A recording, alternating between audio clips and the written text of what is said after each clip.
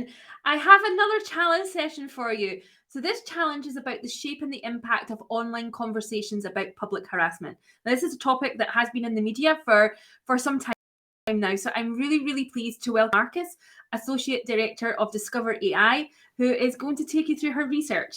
Hi, Hannah. Hello, thank you so much.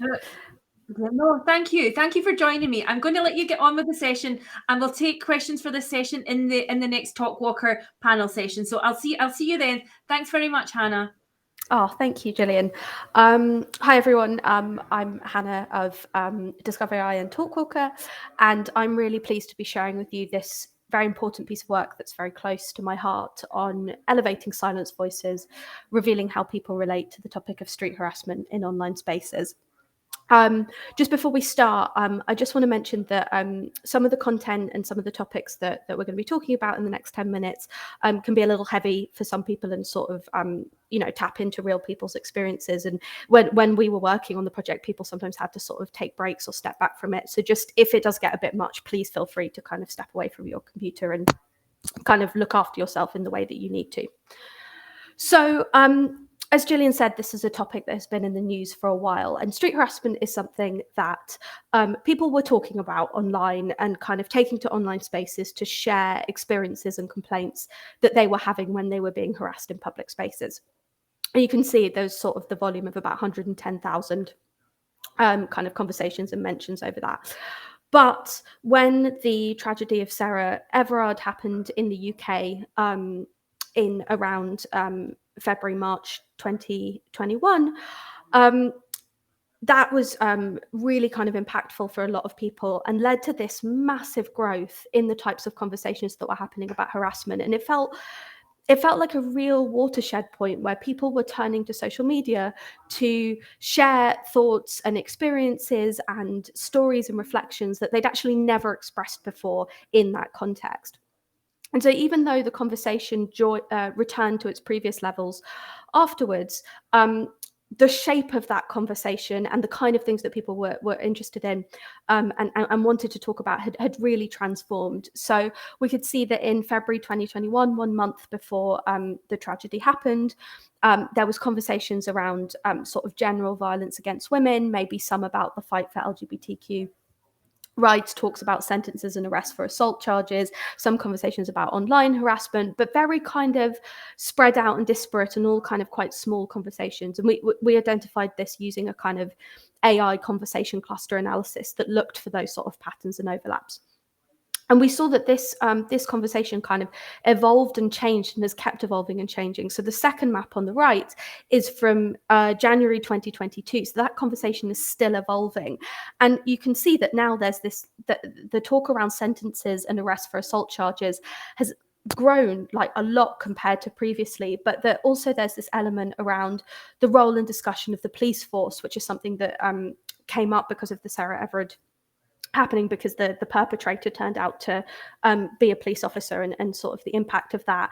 The discussion of the police crime sentencing and court spill was also an implication of that. But I think one of the really interesting changes was that conversations about violence has turned into create conversations about creating a safe environment for women and girls. And this idea of like moving from sort of problem focused language to sort of solution focused language, and how can you do that?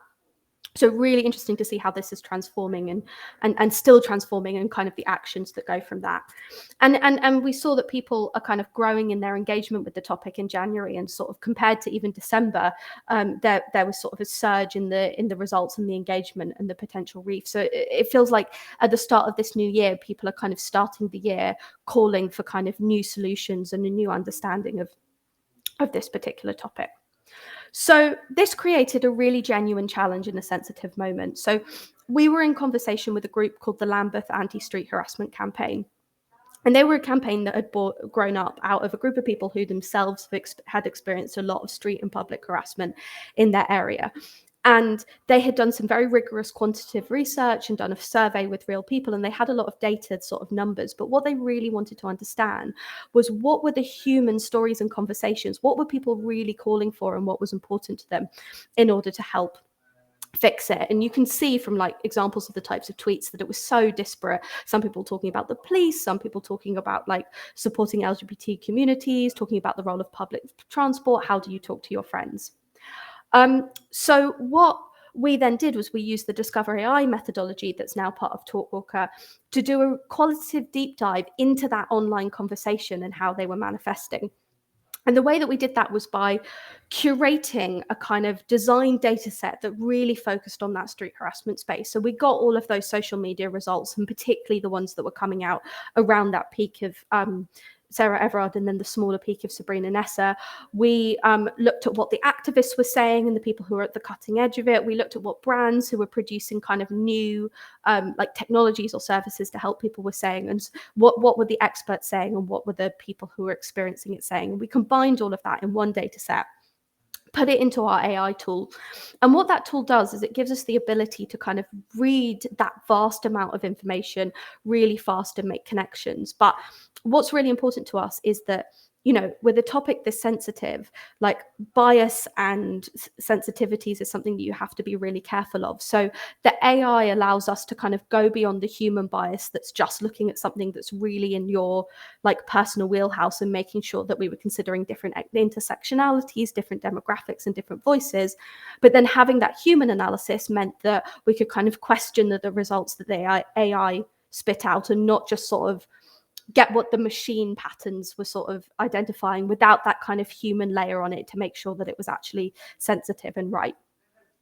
And so the challenge that we were trying to help the campaign with is cut through this kind of noise of that online conversation, and particularly in that huge peak, and provide actionable ideas for the launch of a communications campaign. And so we had a single key question about looking at how these voices are expressed in online spaces and bringing clarity to the noise of this really important and charged topic.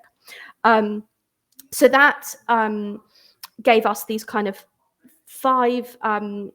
four or five thematic areas in 8 working days, because of the speed of the methodology, that looked at the overarching story, the ways in which those voices were minimized or misunderstood, the different places and spaces that can happen here, the way that workplaces and schools and institutions are impacted by that, and how do you trust different voices like the police or male allies. And what we were able to pull out was a number of these different springboards. And I think something that was really interesting that we wanted to make a distinction of was the difference between the emotional burden and being unsafe. And this idea that, you know, some of what people were talking about was about the feeling of being unsafe and the emotional impact of that. And some of people were talking about like actually being unsafe and the physical impact of being in unsafe spaces. And the tools and strategies that you would use to tackle someone feeling unsafe versus someone being unsafe might be different, but often when people talk about them online, they talk about them in the same way. So being able to separate that apart was really important.